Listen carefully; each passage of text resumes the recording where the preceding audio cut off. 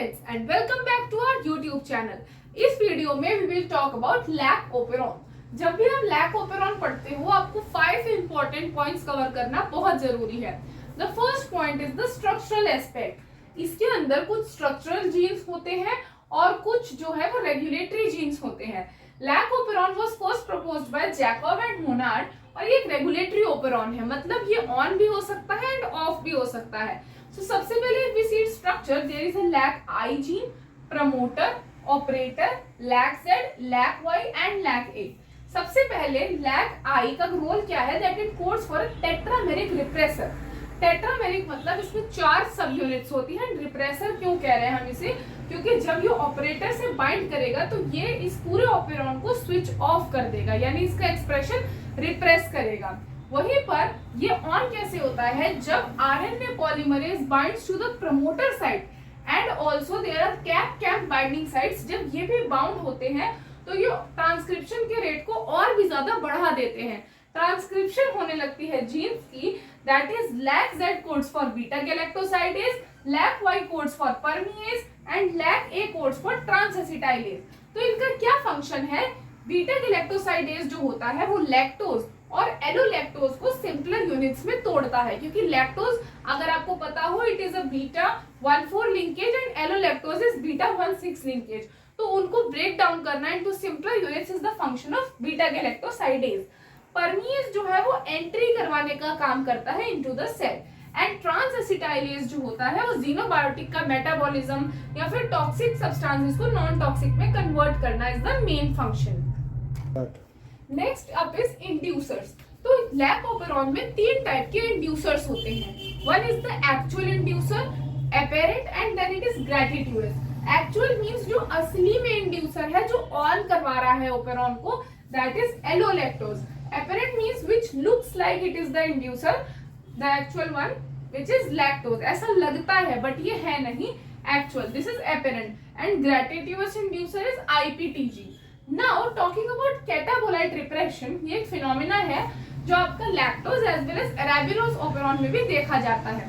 Now इसमें क्या होता है? Glucose as we know is a monosaccharide, जबकि लैक्टोज या एलोलैक्टोज आर डाइसेक्राइड्स. अब होता क्या है, अगर ई कोलाई को आप एक ऐसा मीडियम दे रहे हो जिसमें ग्लूकोज है एंड एक ऐसा मीडियम है जिसमें लैक्टोज या एलोलैक्टोज है, तो वो किस मीडियम को प्रेफर करेगी? Glucose. Why? Because monosaccharide is much easier to use and to break down for E coli.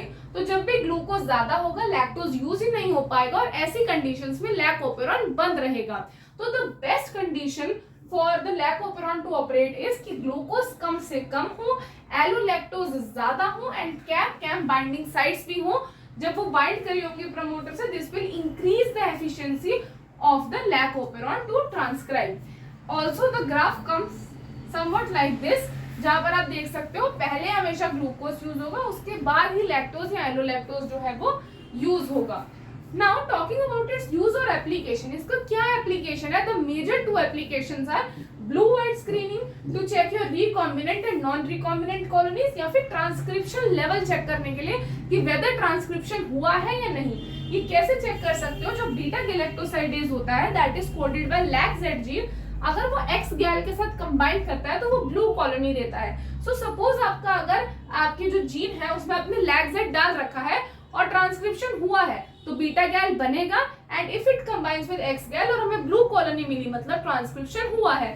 Second use which is blue white screening is that कि जब ये कंबाइन करा तो हमें ब्लू कॉलोनी मिली. This is non recombinant. जब आपका gene of interest जो है वो यहाँ पर डलेगा और इंसर्शनल इनएक्टिवेशन हो जाएगी, तब बीटा गैल नहीं रहेगा, जिसकी वजह से एक्स गैल सिर्फ व्हाइट कॉलोनी देगा. तो blue colonies means non recombinant and white means recombinant. ऐसे आप उन दोनों के बीच में डिस्टिंग्विश कर सकते हो. टॉकिंग अबाउट म्यूटेशंस, अब म्यूटेशन में ये 4 केसेस हैं. तो सबसे पहले हम ये देखते हैं, अगर LAC-I है, LAC-Z, प्रमोटर, ऑपरेटर सब कुछ प्रेजेंट है, this is a normal case. ऐसे में हम ओपेरॉन को बोलेंगे इंड्यूसेबल ओपेरॉन. अब अगर प्रमोटर ही खराब है तो आरएनए पॉलीमरेज बाइंड कहाँ करेगा? ऐसा ओपेरॉन कभी ऑन ही नहीं हो पाएगा, इसीलिए हम इसे बोलेंगे रिप्रेसेबल ओपेरॉन. अगर LAC-I जो है वो खराब है तो रिप्रेसर ही नहीं बनेगा. जब रिप्रेसर बनेगा नहीं तो ये ओपेरॉन कभी रिप्रेस नहीं हो पाएगा, देयरफॉर हमेशा ऑन रहेगा. इसे हम बोलेंगे कॉन्स्टिट्यूटिव. द लास्ट केस जहां पर हम देख रहे हैं कि अगर ऑपरेटर खराब है even if lac I codes for the tetrameric repressor वो बाइंड कहाँ पर कर पाएगा, क्योंकि ऑपरेटर पे तो खराब है तो इसीलिए ऑपरेटर पे बाइंड नहीं कर पाएगा। सो अगेन ये हमेशा ऑन रहेगा, दैट इज कॉन्स्टिट्यूटिव। ऑपरेटर जो है वो सिस एक्टिंग है और जो लैक आइजीन है वो ट्रांस एक्टिंग है। So I hope you do like this video. Please do subscribe to our channel for more such videos. Also अगर आपको शॉर्ट नोट्स चाहिए, फ्लो चार्ट्स चाहिए या फिर PYQs फॉर प्रैक्टिस या फिर इसी टॉपिक से रिलेटेड, तो you can contact me. My details are there in the description box. Thank you very much.